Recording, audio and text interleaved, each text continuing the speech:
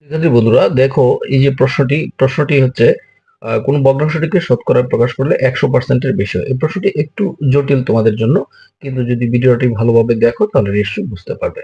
তো বলা হচ্ছে যে এই ভগ্নাংশগুলোর মধ্যে কোন ভগ্নাংশটির মান 100% এর বেশি।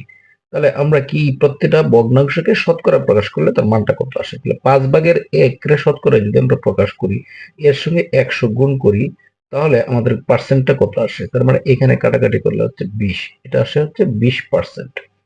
এই 5/1 এর মান হচ্ছে শতকরায় প্রকাশ করলে হচ্ছে 20%।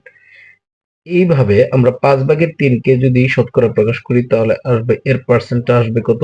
60%, তাই না? এর মান আসবে 60%। আর এই 5/7 এর যে মান, 5/7 এর সঙ্গে আমরা 100 গুণ করব, তাহলে এখানে আসবে 20, আর এই 7 20 গুণ করলে হচ্ছে 140, এই 140% চলে আসছে এটার মান। আর সর্বশেষ যে অপশনের সংখ্যাটি আছে সেটা হচ্ছে 0.5, এর মানে কত? 10/5। আর একে শতকরায় যদি আমরা প্রকাশ করি তাহলে তার মান আসবে কত? তার মান আসবে 50%। তাহলে আমরা দেখতে পাচ্ছি এই যে 5/7 এটা কোথায় আছে? গ এর যে অপশন সেখানে আছে।